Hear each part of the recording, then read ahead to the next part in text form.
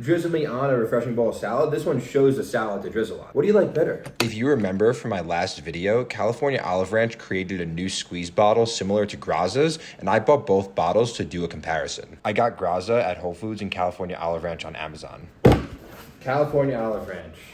This device actually is amazing. The issue is I never learned how to use it. So when I bought it like 2 months ago, I tried opening olive oil that my mom shipped to me. Completely gashed my hand. Thank you, Amazon, for getting this to me and not making me go to Sam's Club. I just didn't pay $6.50. I paid $18.50, which is fair. Finishing touches on dishes with pulled and peppery. So they're making a play on finishing oil for the chef's bottle. But with the global blend, control flow like a pro, squeeze and drizzle to deliver a pop and robust flavor. This is totally experimental. Wow. 2022 harvest, used by March 2025. So we're at same height, same cap. It's a slightly different bottle. This label, they want it to pop. I don't think it does. I think Graza still has the edge on the pop. I don't know what the price is. Is it $18 or is it $7? Because $7 crushes this. If it's $18, I need to taste them. Because this one is October 2022 harvest. This is 2022 harvest. I would assume this is a little later, naturally, for a couple reasons. I don't know the answer, but that's just an assumption because they didn't tell us. I mean, my bottle says 2022, but it actually is October. That's a manufacturer situation, this bottle. Yeah, I don't know if this bottle pops versus these two, but I also didn't design it for retail purposes. We're gonna have to kind of refurbish this a little bit in order to get to these levels, but not in plastic. Argentina, Portugal, Chile, and California. Why? I guess they're just being transparent, but what kind of transparency is that? Pretty similar feel, honestly. This bottle's actually transparent. You probably can't see that in the camera. You can see the oil in there. This one, you can't see a thing. But I'm trying to figure out if I like it. It's like a clearer type matte. This is full matte. You don't actually know how much is left. So it's clear versus matte, and when it's on the shelf, it looks like it's not transparent, but in reality it is. You just gotta look through the top. Let's see the bottom. They're both one. They are slightly different manufacturers. They're different bottles, but they're very similar in dimensions. The bottles were surprisingly hard to open. It is olive oil, all right. Completely missed. The peel and lift, I assume it's a peel and lift. Oh, not a peel and lift. Oh my God, I should have shown that, but this is an easy lift. Who needs the peel? I want to neutralize my nose with my own oil because I know what that smells like. I'm not going to give too biasing of an opinion because that's not the point of the video. I'm not really trying to roast or praise the oils from either. I'm just comparing them. And our water, voila. All right, let's taste them. You'll taste one at a time. Eeny, meeny, miny, mo, catch you talk about the toe. If you house go, my mother says you did, then you are it. It usually is the one that you start with, but that's okay. It doesn't matter. Graza, we're starting with you. I've tried this oil many times. We're gonna try it again. Little of this. The reason why I do this, you technically, if we're tasting oils, you wanna warm up the oil with your palm. And the way that I kind of learned is because you wanna get a good sensation with your nose to like get a sense of what the oil is. Let the oil kind of, this is Juan who told me this in Spain. Let the oil seep on the sides, like here, because when it comes on the sides, it gives you a better sense. So I let that happen, kind of trap the air on top, so any, I guess, molecules of the oil stay within the cup, and then time to smell.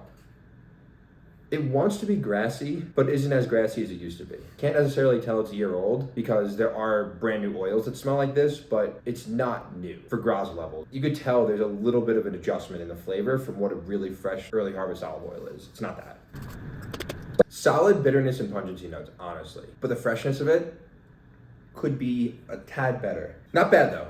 I'm totally fine with that oil. Better than most supermarket olive oils, I'll say that. California Olive Ranch. Technically I was supposed to cap them, but it's okay. This part should be sped up. Probably a little later of a harvest than this, just based on the smell. Either it turned a little more, or it was already turned by the time the olives were harvested. It's not super fresh.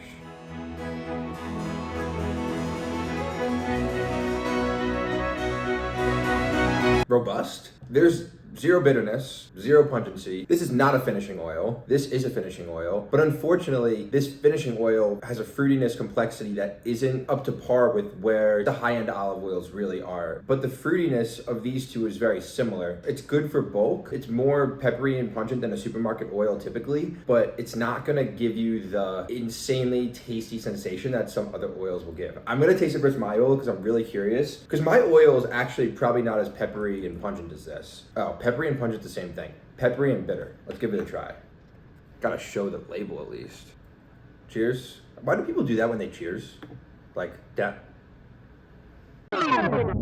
down, up, down.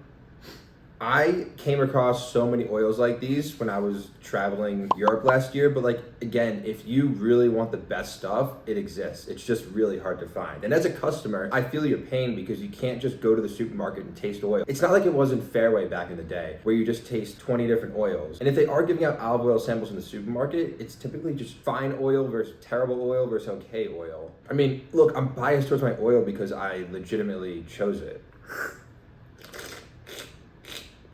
Fruitiness beats these. Pungency, on par with this, not here. Bitterness, this is more bitter. I like my oil better. But that's obvious though, I wanna go back to these oils. Because whatever, of course I'm gonna like this better. I made the brand. I mean, I literally tried 500 oils last year to figure out which one I wanted. Like, it took a while. But that was the oil part. So this one says, drizzle me on a refreshing bowl of salad. This one shows the salad to drizzle on.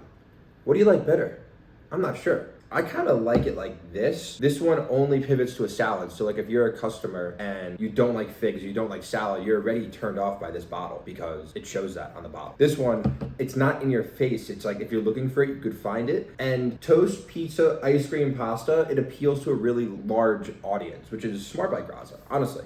They are very smart from a retail standpoint. These guys are trying to do what they're doing in their own way. For the price though, if you wanted something a little bitter and pungent to add like a flavor complexity, you don't care about the fruitiness, go here. Honestly, salad dressing oil, probably go here, it's fine. For ice cream, I want a lighter olive oil for ice cream, probably go here. From a certification standpoint, this one's non-GMO. This one is kosher, paleo, keto, I don't even know what that means. Single origin, never blended. This one is not single origin, it tells you the 4 origins it is. Scan to learn more, scan to buy more. But they probably both lead to buying more. But even overall, for the price point, this is probably a better bang for your buck versus this at $6.50. At $18, I'd go here. That's all I got. Let me know what you want next. Cheers.